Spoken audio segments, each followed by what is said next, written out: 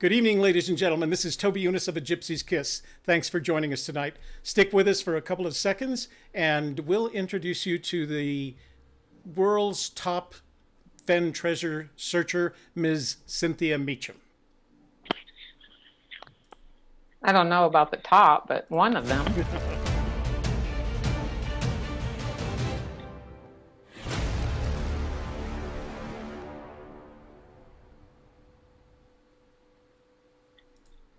And we're back. Good evening, ladies and gentlemen of the panel. How are you all doing tonight? Super. Very well. Good. Good. All right. Let me quickly make introductions for our folks in the chat room. First of all, tonight we have Shelley Carney, who's my partner in the Gypsy's Kiss, Mike Cowling of the Cowlazars YouTube channel. My special guest tonight is my daughter, Toby Renee Eunice, who's volunteered to stand in for producer tonight. And of course, we have Miss Cynthia Meacham. But I'm going to let each one of them introduce themselves in turn. Shelley, why don't you go first?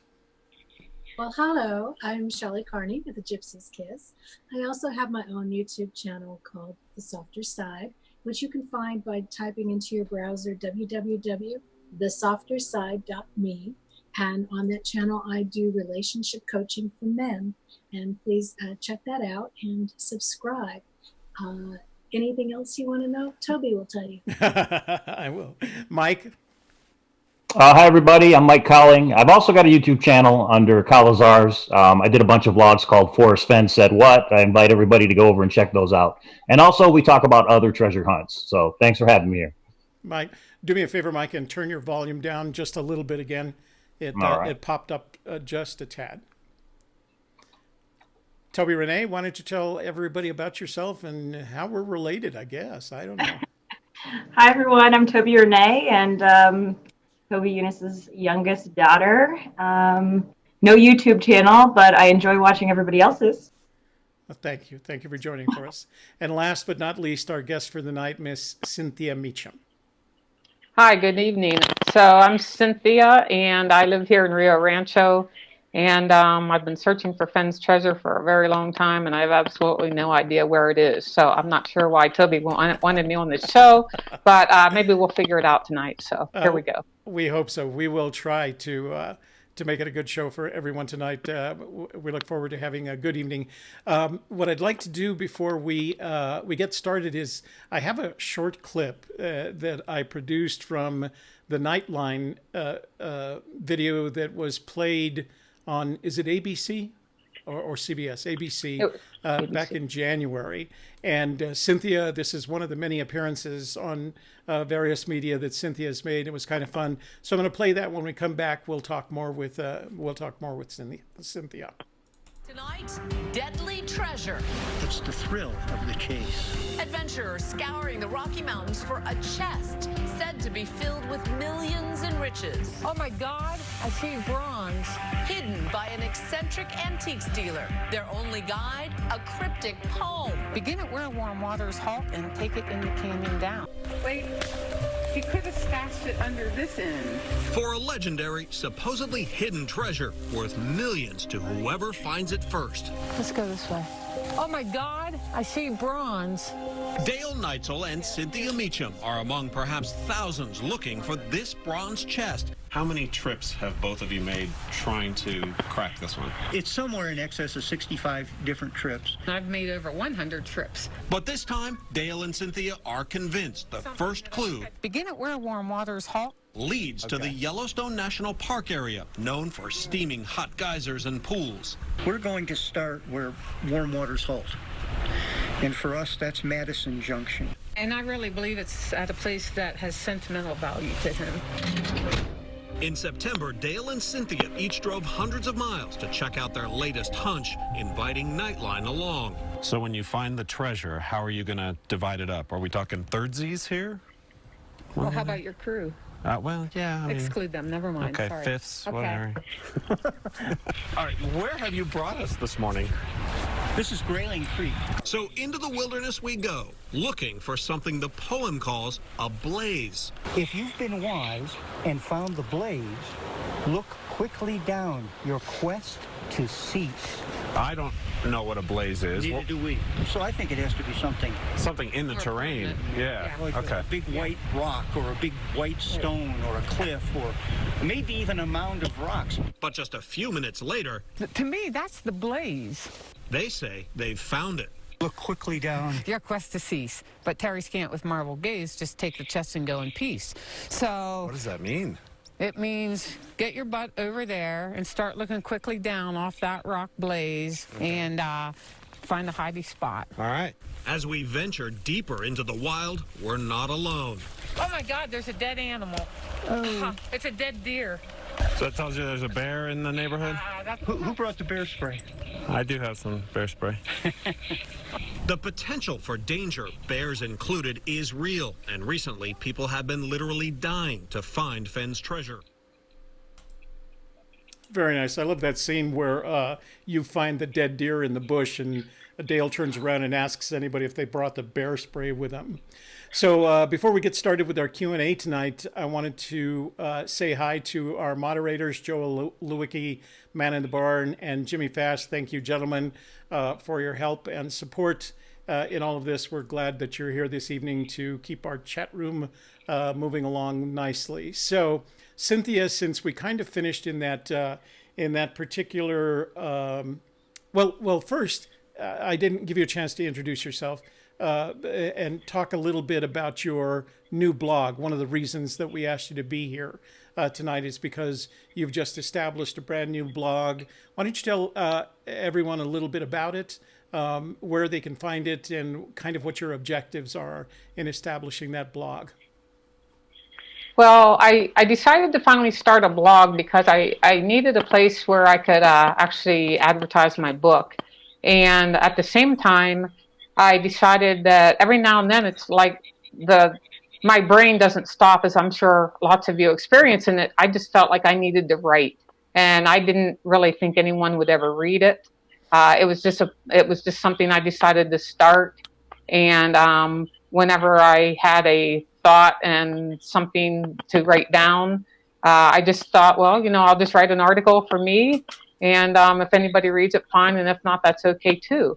But the other thing I wanted to do with this blog was I needed to have a place where I could organize some of my stuff. Mm-hmm. I mean, I have documents all over my computer, and just like in the media and some of the pictures and whatever. So I really just was also using it as a way to organize. And also, I have a few relatives who live far away from me who are also interested in Fenn's treasure search.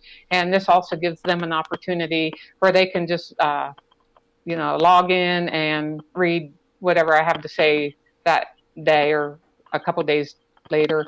So it was a way to keep in touch with them as well. Oh, thank you for that. Well, since I was going to say we ended the clip from Nightline, you and Dale and the host from the Nightline episode talking about the blaze, and we promised our panel, our audience tonight that we'd spend some time talking about it. So let's hear it from you. What should our searchers be looking for when it comes to the blaze? Well, I don't really know. But what we can do is we can use some of the things that Fenn has said in interviews or like on Mysterious Writings or whatever over the past 5 or 6 or 7 years. And one of the things that he has said is that it is something that stands out. So one of the other things, and I have notes here so I don't get things wrong. So one of these that I thought was really good, and this was from Margie Goldsmith in an article that she wrote for United Hemispheres back in January of 2014. So we're looking at over 4 years ago. And that was one of the first ones that brought national recognition to the search, was that article. Right. And what I found so good about this specific one is Fenn, well, now this is in print. So we just have to assume that whatever Margie put in quotation marks is actually what Fenn said to her. But assuming that this is correct, Fenn says, what does the word blaze in the poem mean? A horse can have a blaze on its forehead. A blaze can be scraped on a tree to mark one's way. A blaze can mean a flame or a scar on a rock. So I think when you look at all those things, it's mostly some kind of a mark or a, I think it's going to be something fairly small that is on a larger feature or formation or boulder or whatever. But I mean, none of us really know. Until the treasure's found, we won't know. Right. But one of the things I like to look for when I searched, and what Dale and I actually saw when we were with ABC, was off in the distance, we actually could see that rock face. And that rock face really did stand out from the time, once we exited our vehicles and we went down over the bank and we went through the trees and then came out into the meadow. I mean, that was like, oh my God. I mean, that really was a surprise. I did not know that was going to be there. Mm-hmm. So that, to me, it stood out. So it's like, okay, now we need to get to the base of that and then, and see what might be there. But for myself, I like when I can see like any kind of a white streak, like a mineral deposit in boulders or a cliff or something that definitely stands out. I think that's perfectly reasonable. Shelley, your opinions on the blaze? Well, again, I think we don't know until we come upon it. And I do think it is geologic, so that it will last for a long time. And of course, Ben said that you couldn't remove it. It wasn't practical to try to think about removing it. So I think it has to be pretty large. Probably the only way to remove it would be with dynamite or some mining of some sort. So I think it is what Cynthia said, would it be a white mark, mountain, geological, what did we say, a white kind of a granite looking thing. That's as best as I have. Okay. Mike, your opinion? Well, Shelley touched on it a little bit. The first question I have when I think of the blaze is, did Forrest Fenn create it for the poem, for one of the clues, or is it a geologic feature in his special place? And I look at it both ways. I think it's possible he could have created it, but it would have to be something permanent or semi-permanent. He could have taken a hammer and chisel and possibly carved something in a rock face or a canyon wall. And as we're going along, we see it, we look quickly down. I take the poem at face value when it says, look quickly down, if you've been wise and found the blaze. So I think the treasure chest is located right below the blaze. And I struggle with, is it something that he created, or is it just a feature that he's using that was already there in his place? And I think it could be either way, but I think it's something smaller. I've heard some of the solutions, people think the blaze is as big as a football field, and you've got to look all over for it. I think it actually marks where the treasure chest awaits for us to find. Mm-hmm. So I'm going to steal a little bit from each of you, because I think it's 4 opinions on what the blaze has the potential to be. First of all, I agree with Shelley and Cynthia that there's some geologic component, and that it stands out in the same way that a streak of white quartz would stand out against a granite mountain rock. I think that's the first possibility. I'll agree with Mike in that I think the second possibility is that it's something petroglyph or pictograph-like that Fenn may have placed himself to identify the space. The third is that it's straight out of the Osborne-Russell survey that we talked about in yesterday's episode. Actually, the traditional definition of the term blaze, and that is something cut into a tree, but of course it doesn't have the longevity that something that's that's geologic in nature. But maybe that was his intent. Maybe he wanted to be a temporary blaze for the people that were living now, but later on would make it more difficult for the people that were searching for the treasure. And then the fourth thing that I do a lot of research in is based on that streak of light that appears at certain times of the years in Chaco Canyon to identify the beginning of the summer solstice and the winter solstice. I believe that's how it does. And it's a cleavage in the rock that enables the sun to cast light on a far-facing cliff. But it only happens a couple of times a year. So one of the things that I'm exploring is the possibility that perhaps the blaze may have some astronomical component associated with it, so that it's associated with the sun's placement in the sky at a certain time of the year in relationship to, another set of stone objects, which would have permanency and which wouldn't change over our lifetime necessarily. So, okay, well, good. Those are all good. Toby Renee, your hand is up. You've got some questions for us? A few questions, and I guess we're going back to the beginning. Yeah, that's okay. Cynthia, is it true you're moving to Yellowstone to search? Why do you believe it's there, not New Mexico? Who was that from? That was from Jimmy Fast. Okay, Cynthia, you want to take that? Sure. Well, Jimmy, I'm not actually moving to Yellowstone. I have heard other people say that, but what I told Fenn last fall, and I was really serious about it, is I'm going to take my camper to West Yellowstone for the summer, and I told him I'm not coming home without the treasure. Now, I think part of your question was, why do I think it's there? I don't necessarily think it's in West Yellowstone or Yellowstone National Park or maybe the Gallatin National Forest. I don't know. But somewhere up in maybe that Montana area, Yellowstone, or down even into parts of Wyoming. But I just need to be a lot closer to that area so that, I'm not 900 miles away or whatever it is from here to there. So that really is my intent, to spend as much time up there in May, June, July, August as needed. How much time have you spent up there already, if you don't mind me asking? About 3 days when I was there with Dale on ABC. Mm-hmm. It was a very short trip, and the weather was horrible. I didn't see the clip that you guys watched. I don't know if you could tell that I was freezing my butt off, but unfortunately, we were there, the second or third week in September, and there was actually a storm that came through, and it was snowy. Mm-hmm. So it was quite cold then. So that was the only time I was there, and I didn't get to do near as much searching or just hiking around as I had hoped. Mm-hmm. But I'll tell you what, that was my first time ever to Yellowstone, and I fell in love with it.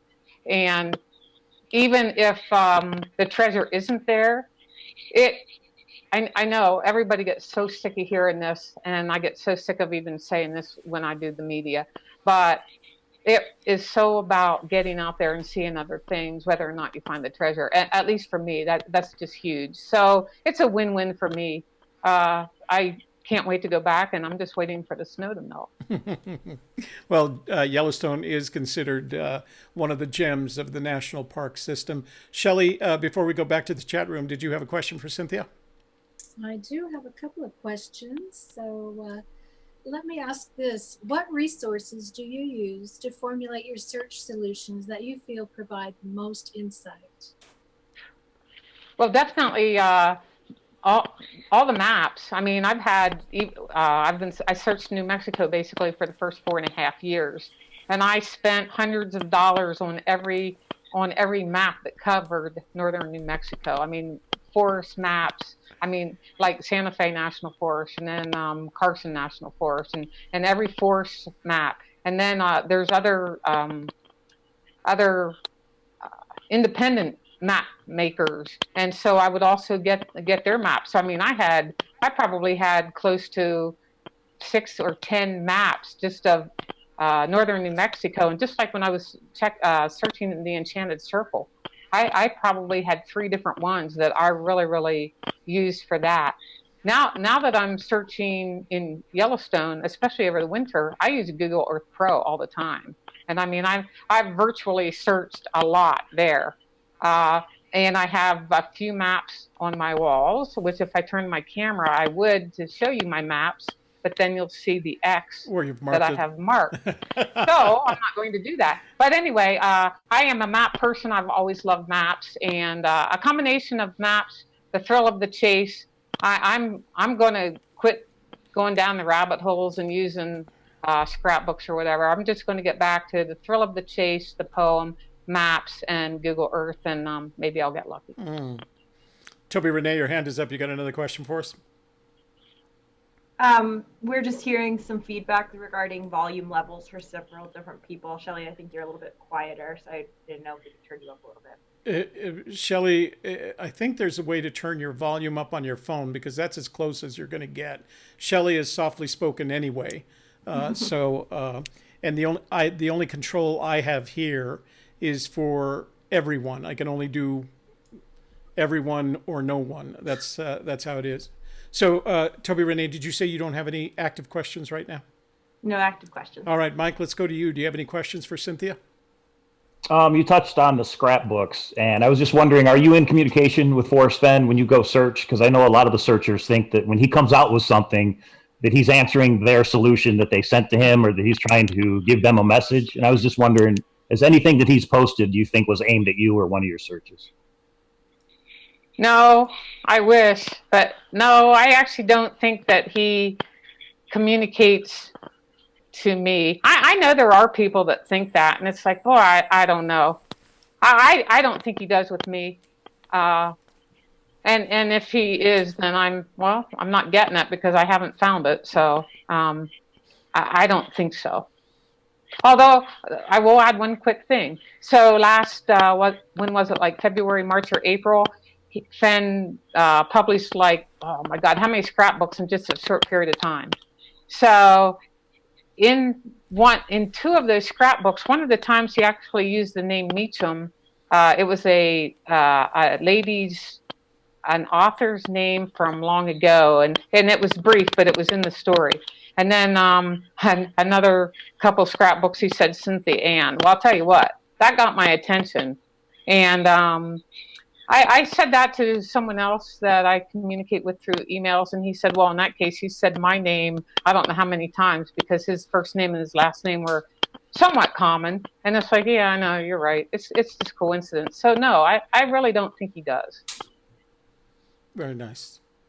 While we have a break in chat room questions, can you update us on, I know you're not directly involved in it, but I know you're kind of tracking it. At least I think you are. Can you tell us about Fennbury 2018? The only thing that I know is what is posted on David Rice's Fennbury email. It's fennbury.org. So if you want to go there and see what he has on there, there is a woman that I think her name is Connie someone. I don't think I know her unless she goes by a different name on the blogs. Mm-hmm. But she has not reached out to me, so I do not know who she is. All I know that is if you go to fennbury.org, they actually did, Connie reserved the Hyde Park Shelter 2, I believe, for I think it's a Thursday, Friday, Saturday, Sunday possibly, and it is June.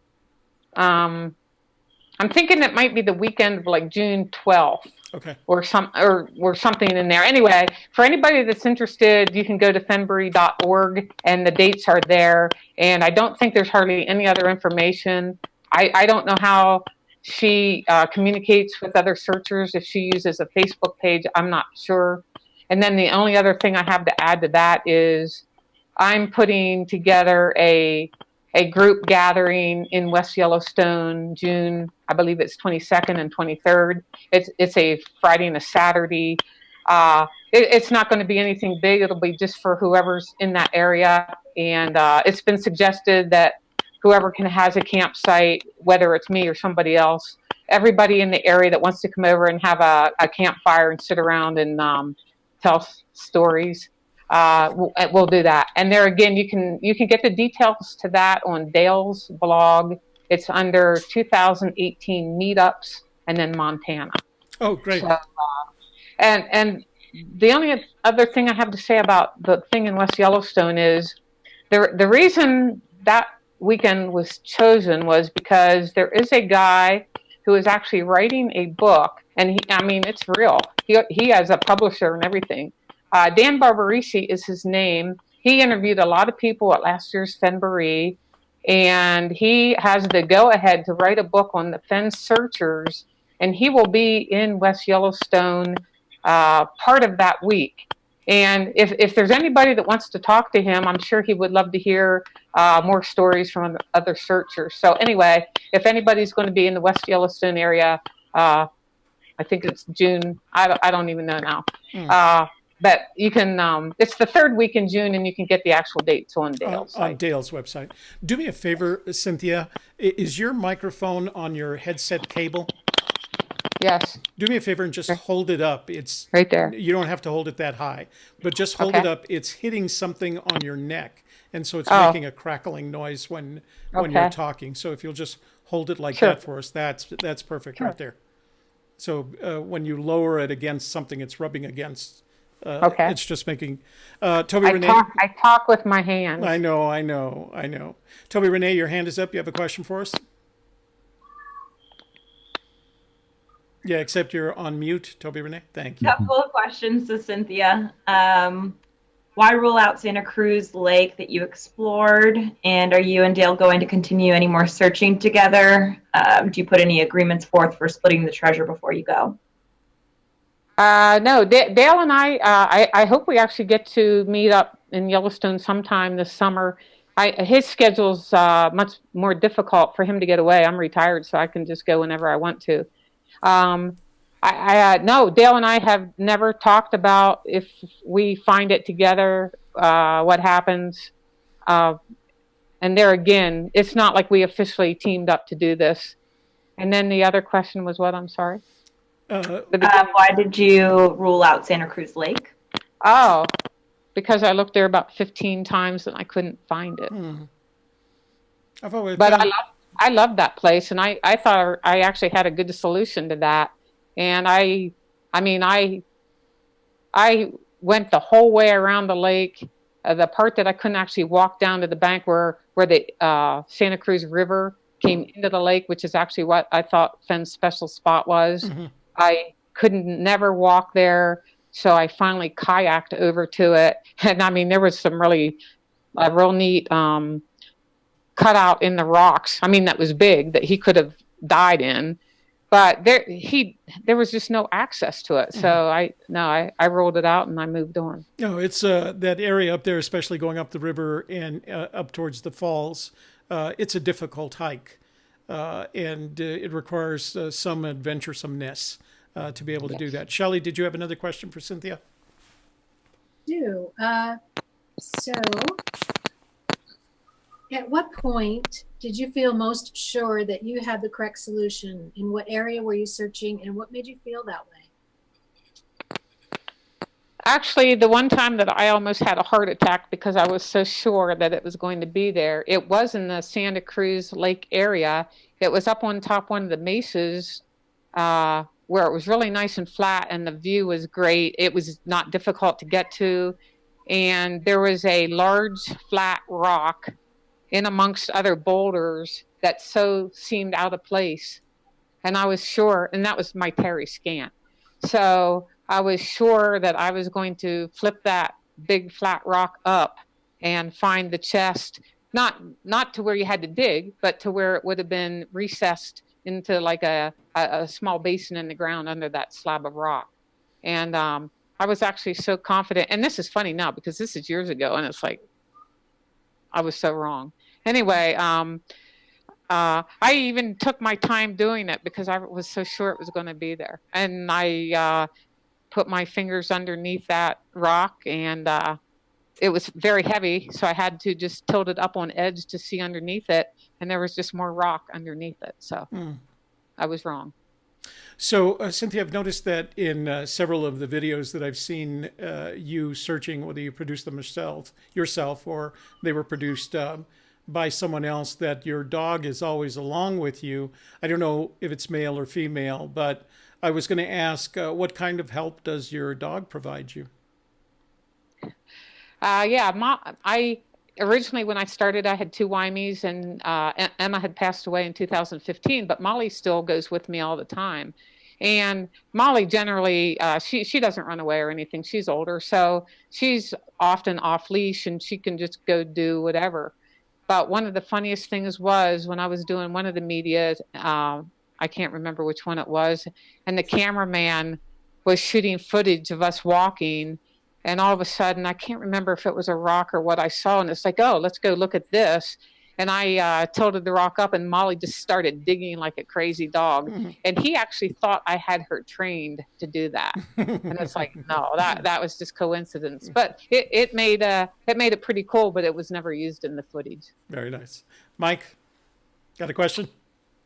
Yeah, Cynthia, you always thought that where warm waters halt was the first clue. Before the radio interview was posted that Forrest said it was the first clue, have you used the first stanza to come up with the location to search? I always thought where warm waters halt was the first clue. So, you know, I've always thought it was a warm spring or a hot spring. And then I mean, I have been to every spring in northern New Mexico. So then it's like, okay, this has to be wrong. So then I started to come up with other things. And early on, before some of the later Fenn quotes, I actually did use, I used the Vietnam Veterans War Memorial over in the Angel Fire area. And not just me, others have used that too. But so I thought warm waters halt could be tears. And the fact that was, I think it was built in, the timing fit perfectly for when Fenn moved to Santa Fe and everything. So I thought, yeah, it really could be that and a metaphor. But since he came out with the quote about, you know, to Phil, where there's many places in the Rocky Mountains where warm waters halt, and nearly all of them are north of Santa Fe. So then it's like, okay, I don't think it's a metaphor anymore. I really do believe it's water. So, boy, I'll tell you, I have a hard time using anything other than a spring for my warm waters. A warm spring, an ojo caliente, like a spring. Yes. Although, so there's a lot of places in New Mexico, especially on the lower part of the Red River, which I have searched a lot, where the Red River is famous in New Mexico for fishermen in the wintertime because of all the springs that flow into the edge of the lower part of the Red River. Mm-hmm. And you can actually walk along there and see all this green, almost like little lily pads or algae or whatever. And that water's not really, it's not cold, but it's not warm. But so I thought if a spring comes out of the ground, you know, that water never freezes. Mm-hmm. So I'm not sure about the word warm that Fenn used, you know. I do think it's related to temperature, and I do love the idea of the actual warm to the touch waters mm-hmm. when I can find them, which is one reason I want to go to the Yellowstone areas, because I'm sort of out of warm waters halting here in New Mexico. And there's plenty of options when you go to Yellowstone. Toby, Renee, you got a question for us? I do. This one actually goes to the panel. Who's it from? Oh, well. Did you go past it? Yeah, I did. But I'll ask it first and find that one. Okay. But do you share Forrest's hunch that it may be found this summer? Cynthia, why don't you take that on? You expressed an opinion on it earlier today.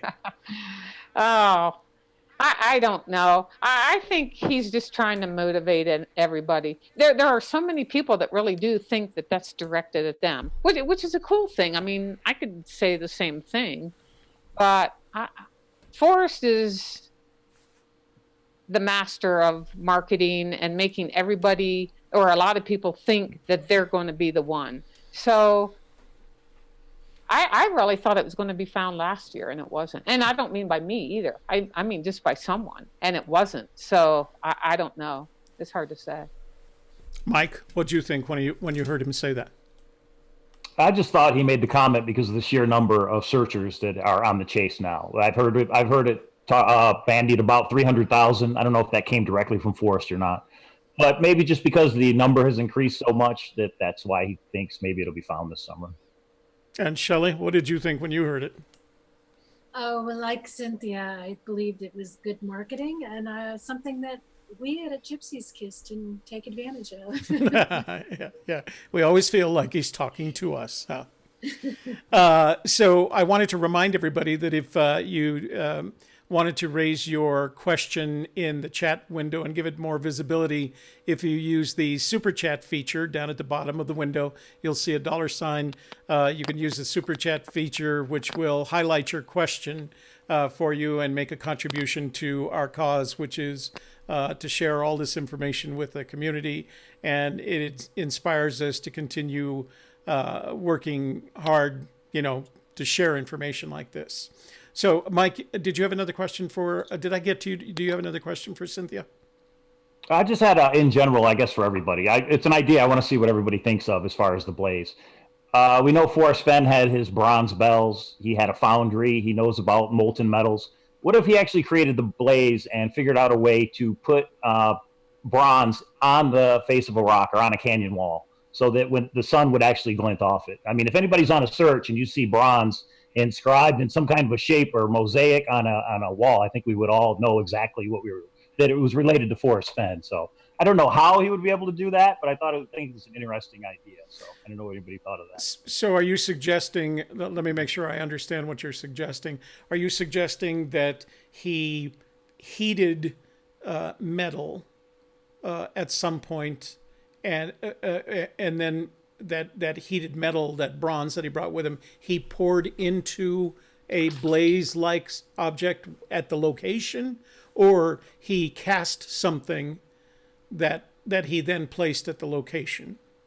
Well, I don't know how he would heat it at the actual location and actually pour it in. I mean, that would be a great idea if he could figure out how to do it. Didn't he say they told him he couldn't create his bells a certain way, and he figured out a way to do it? Yeah, it was actually the jars that the threading of the jars. Yeah. So I think that'd be a great idea if he's able to figure out a way to do it. But if the blaze is actually made of bronze and the sun would definitely reflect off of it, that would be a perfect blaze. How he would be able to accomplish that, I don't know. But fun thought. I'm going to email him and see if he answers. Yeah, me. I haven't had. That's the first time I've heard anything like that. What do you think about that, Cynthia?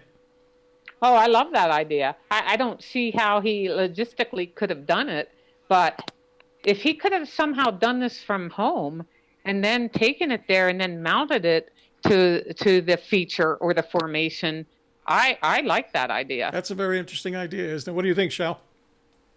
It would sure be helpful. Yeah, it would. Toby Renee, do you have a question for us? I do. I have a couple from Cindy Guess. She says, describe what you have thought to be home. This is to Cynthia. Describe what you have thought to be home of brown in New Mexico, and where have you searched in New Mexico specifically, and why have you ruled it out? So let me just qualify that. You don't have to give away all your secrets, but we'd love to hear your thoughts on these matters. Well, over the years, I've used everything for a home of brown. Just because, I like it to sound somewhat like a viable solution. So once I had the whole thing is the start. If you don't have a valid warm waters halt, even if it's not the right thing, but you got to have something to start with. So once I got that, and of course there's almost always a canyon anywhere in the mountains, then the next thing is a home of brown. And I hate to say I've used some really ridiculous things. I've used an area at the convergence of the Rio Grande and I think it's the Rio de Taos, where there is a herd of bighorn sheep that live there. So I used the sheep as a home of brown, that particular area. And early on, God, I even hate to bring this up. I don't even want to bring this up. So it was that bad, huh? I'm not going to go to the cabin thing. But yeah, I did use structures early on, and then I stopped using structures. So to me, that is the most difficult clue of all, to figure out what the heck he means. Or I really have no idea. And the only other thing I can think of is, and I think I talked about this in my book a little bit. I think it's going to be a place for sure. A particular place, and maybe it's going to be where at one time there was a ranch or something that was named Brown, which is no longer there anymore, but it still may be considered Browns, whatever, if you're familiar with the area. And the analogy I used in my book was Beatty's cabin up in the Pecos. So, and I've been told, I read a book and I thought Beatty's cabin was no longer there, but it's on the map. You can look on the Pecos National Forest and you can see it's marked Beatty's cabin. So I hiked towards that area, but never went actually as far as that mark was where the cabin one time stood. And I thought it was no longer there, that there's no structures whatsoever there. Someone told me in an email that they thought it had been rebuilt, or at least there was something else in that area where there is a structure. But to me, I don't care.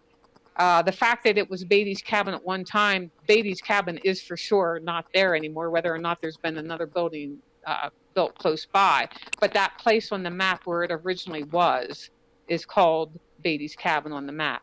So I think maybe Homer Brown, I don't know. I'm sure many of us have gone back and we've gotten maps from back in the early 1900s when Forrest was younger. And if you look at some of these, you can actually find a place that was called Brown's something or other. And then that name changed. I think even maybe by 1930, or by the time Fenn even started going up there, it had been given a different name, but it was called Brown's something earlier. So maybe something like that. I don't know. By the way, I wanted to make a comment on something that you said earlier, your obsession with maps. I have the same obsession. I spend fortunes on maps of areas that we're searching in. There happens to be a BLM office near just south of Santa Fe.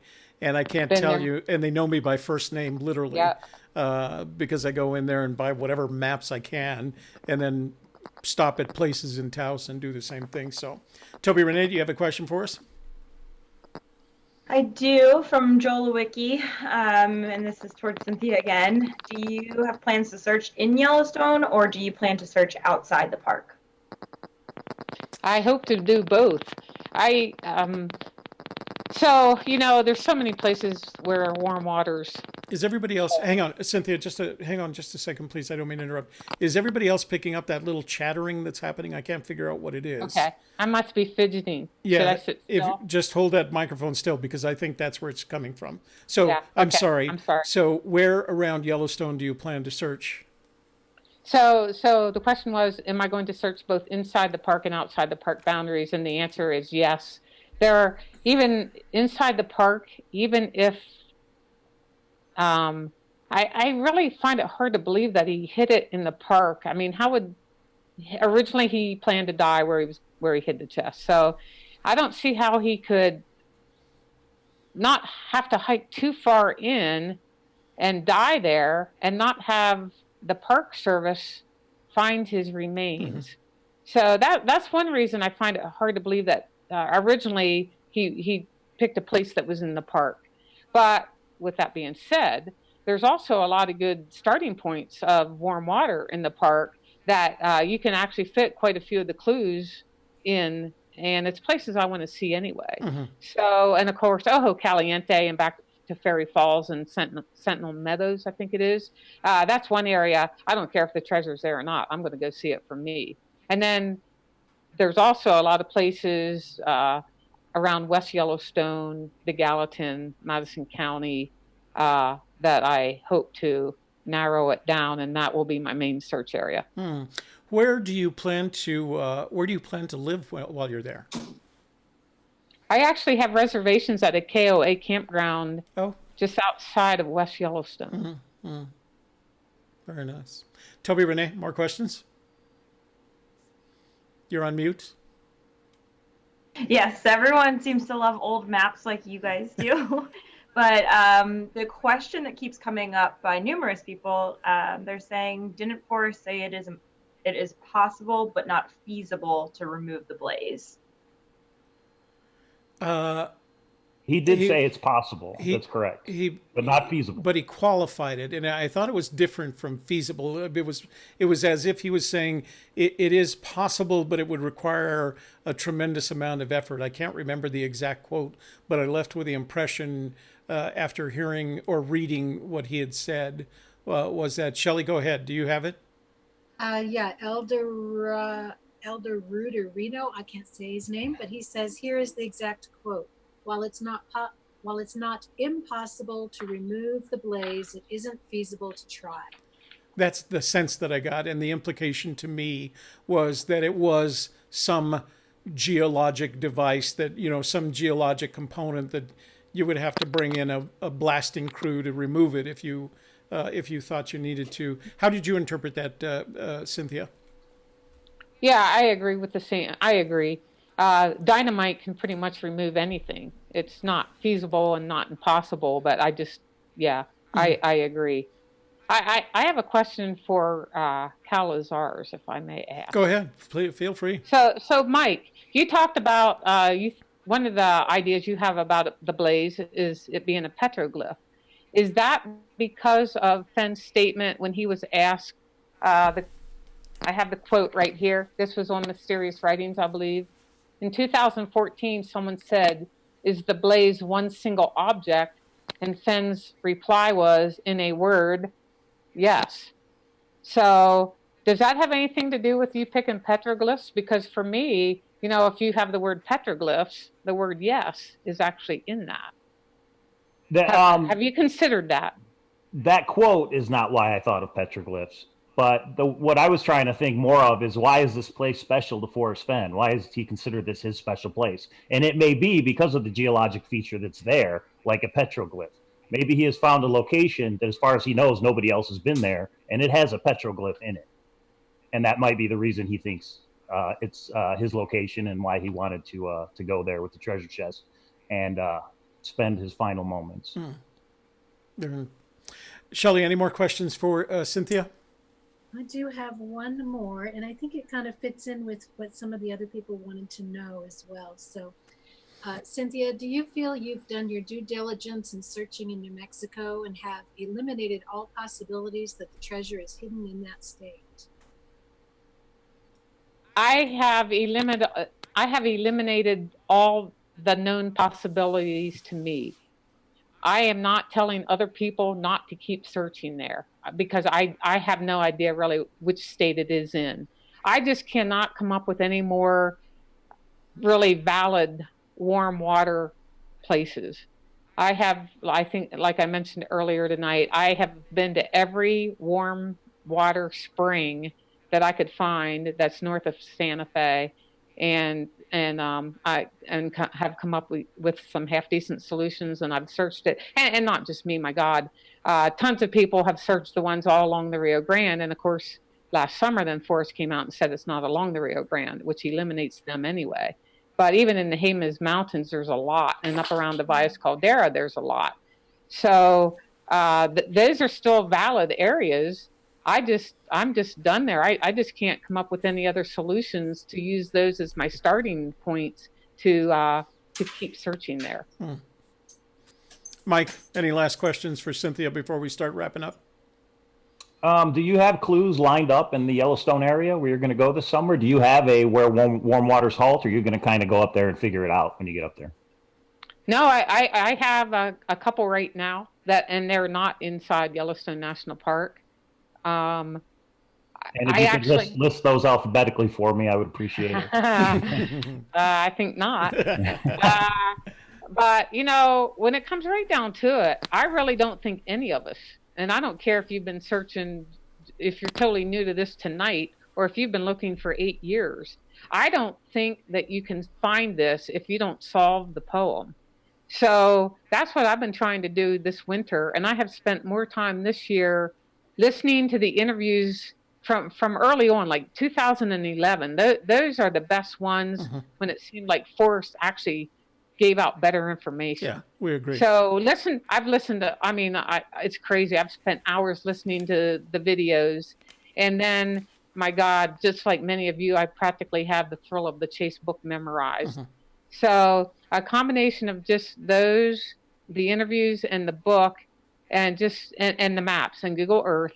And I've spent so much time just trying to solve the poem that I think that's the only way any of us have a chance. So chat room, I wanted you guys to know that I'm going to start wrapping up here in just a few minutes. So if you have any questions for Cynthia or Mike or Shelley or me, this would be a good time to get them in, because once we start wrapping up, we just close up, and you won't get a chance after that until the next time we do one of these, and we plan another guest for you. So, Mike, all your questions are asked? Yeah, and real quick, I just wanted to say that Gary in the chat said he was from Destin, Florida. I visited Destin, Florida when I was a teenager. I have an uncle that lives in Destin, Florida, and he is the master of ceremonies for the Destin Fishing Rodeo that happens every year in October. So anybody in Destin, say hi to Bruce Cheeves. Tell him his nephew Mike says hi. Okay. Shelley, anything else? I just wanted to say that if you have asked a question in the chat and we missed it, Toby will be going back to answer any for AGK or the panel. And I know Cynthia had planned to go back as well and answer in her blog. Is that correct, Cynthia? That is correct. Yep. I will watch this, the show after it's on YouTube, and I actually can see the chat questions there. That's right. And so if there's anything that was directed at me that I have not answered, I will try to get them on my blog by, I don't know, the end of the week. What day is this? It's Wednesday, maybe. so yeah. In a few days. Well, good. Where can people find your blog? Okay, it's www.chasingfennstreasure.com. No apostrophe and Fenns, and all no spaces, all one word. Chasingfennstreasure.com. Yes. Okay. So that's a good idea. We'll do, as Shelley said, we'll do the same thing. We'll answer any questions that we missed. Toby, Renee, you have a question for us? We did have a couple more that came in after you notified that we were closing up, but one of them was what was her blog, so you answered that one. Cindy Guess asked if you felt any closer, Cynthia, to finding it. Absolutely not. I have no idea where it is. I'm serious. I don't know. And I guess this is a longer one, so I don't know if you can answer this now, but why wouldn't warm water halt near the Colorado border? Since New Mexico is where warm waters are, they should stop in Colorado. Let me take that one. That's a comment. Oops. Hold on a second. I've got a batch of corned beef and cabbage on, and it just started boiling over. So you guys handle that for me for just a second. So Cynthia, I was just wondering, do you ever get frustrated? You've been on a lot of searches. Do you ever get frustrated and want to give up, or at least take a break for a while? No, not really. The only thing that I really got tired of was when I searched Red River so much. And it was about a 3 to 3.5 hour drive from my house to Red River, which traveling north in the morning was no problem. But when I would come home in the evenings, I'd always get stuck in that 5 o'clock Bernalillo traffic. And it got to the point where I wouldn't even go out on a Friday because it was so bad. Or I just made plans that it's going to be a really, really long day, and I will stop and I'll either eat in Red River or Taos or whatever, because I cannot hit Bernalillo at like 5 o'clock. So that was the only thing that I really found frustrating, because there was a time when I was going almost every day or every other day when I was doing the Boston Acres area. And that got to me, the traffic. Yeah, it's difficult when you come back down. I mean, it's beautiful, as we make a drive very similar to yours, and it's very nice on the way back. But if you hit that Bernalillo to Albuquerque traffic at the wrong time, it's just a mess. It takes you forever to. Is it where the treasure chest is, right? Yeah, right where the treasure chest is. Hold on, I'm getting kind of a signal that says OBS is disconnecting, and I'm not sure what that means. I don't know whether we're gonna lose a signal here or not. So let me see. Is there anything else, Toby, before we go? Thank you, Matt. It is. I love one of my favorite dishes is corned beef and cabbage. So I look forward to St. Patrick's Day every year just so I can make a batch and kind of enjoy it for a week long. Shelley, I was going to say Shelley Renee. Shelley, you have a question? We did not give that answer when you got up to do your cooking about the border at Colorado. So if you wanted to finish that. Okay, let me see who asked that. Let me go back to it, because it's one of those questions. It's not really a AGK, why wouldn't warm waters halt be near Colorado border since New Mexico is where warm waters are? They would stop in Colorado. That's not really a question. It's more of a hypothesis, and you can formulate almost any hypothesis. The simple fact of the matter is it's correct to believe that that warm waters do start in New Mexico on any of the borders, but primarily the Colorado border. So, for example, and the primary example of that is on the Rio Grande, which we all know the treasure is not. But on the Rio Grande, the warm waters halt at the Colorado border because the specialty trout waters on the Rio Grande begin at the Colorado border and go all the way down to the Taos Junction Bridge. So it is possible, but it's a hypothesis that stretches the definition. And you have to believe, in addition to that, you have to believe in the Toby Eunice New Mexico Department of Game and Fish definition of warm waters halting. So I think A, it's a hypothesis, and B, I'm not sure it's a relevant hypothesis. Anything else, Toby Renee? No, I think that's it. Okay, wrap up time. Mike, why don't you go first? Tell us about your blog. Tell us about your treasure hunts before we close up. Yeah, Kalazars is the YouTube channel. Kalazars Grand Adventure is actually over with. We've got our 6 winners. But congratulations. Tomorrow, yeah, thanks. We had a lot of fun with that. There were 16 puzzles total, and people whipped through them pretty quick. So we have our 6. The books are already ordered. They picked 6 different treasure hunting books. But tomorrow on my channel, I'm going to upload the vlog where all the participants, we had 67 players. I'm going to randomly pick one, and they'll be able to order any book they want. So that'll be uploaded tomorrow. I invite everybody to check it out. And I'm also going to release the puzzles publicly, one at a time, so everybody can get an idea of what the Grand Adventure is about, and you can decide maybe you want to participate in the next one. Very nice. Shelley, why don't you do a closeout, mention your YouTube channel, and what are the plans for the rest of the week for A Gypsy's Kiss?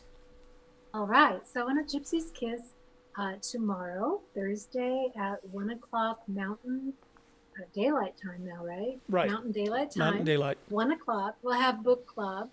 We'll be discussing chapter 6, My Spanish Toy Factory. A lot of you were interested in that yesterday, so we let you know that's going to be talked about tomorrow. We have a wonderful analysis of that, along with a bottle of Love Blood Sauvignon Blanc from New Zealand. So very exciting.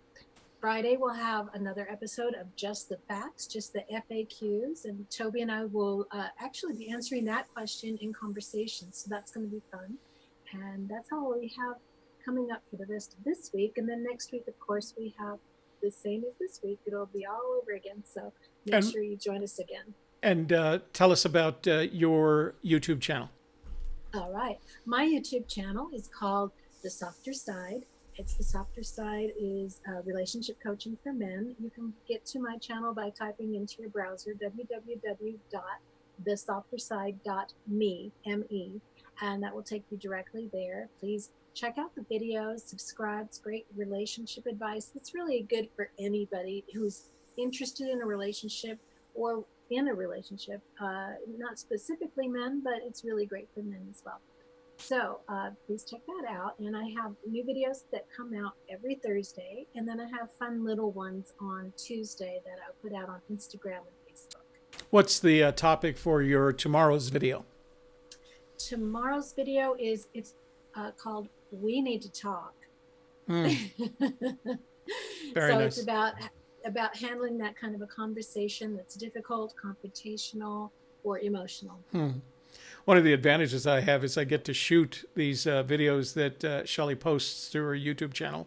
So I've gotten to learn a great deal just by listening to the scripts that she's writing. I'm actually becoming a much better relationship person as a result, although I'm not sure my daughters would agree.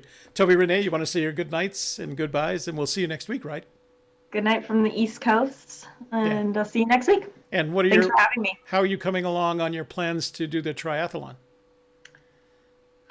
It's going great. As you can see, the bike's in the back. So yeah. 3 more months. Oh, so you're still training pretty hard for it?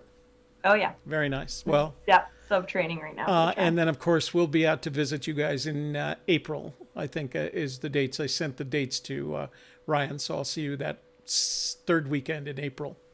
Yep. All right. Thank you. And Cynthia, tell us about your blog for people, remind people where they can find your blog and what your short-term plans are. And also, when are you planning to make your move to the Yellowstone area? So to answer the first question, my blog again is at chasingfennstreasure.com. So I try to write a few articles per week, and I try to keep them fairly short. And there are areas after the articles where you actually can write comments. And then when I'm going up to the Yellowstone area, I hope that my reservations are for the end of May, but I'm definitely going to start watching the weather here come April. And even if I can't start doing a search, I just want to get really familiar with the area. And one thing I'd like to add, for me to leave New Mexico after 4.5 years, it is really hard because I feel like I know every square inch of northern New Mexico, and now I'm starting off out in a totally new area to me. So, I mean, I just need to go up there as soon as the roads are decent enough and the weather's decent enough that I can just even drive around just to get my bearings and catch up to all you smarter people who have been looking up there for 8 years. So anyway, yeah, I hope to make my first trip up there maybe in April. Well, thank you for joining us tonight. Your conversation was great. It was very informative. And I'd like to tell everybody in the chat room that Mike Cowling won't be joining us next week. We're going to be missing both Mike and Sean because they have other commitments. So I've invited Cynthia to join us on the panel next week.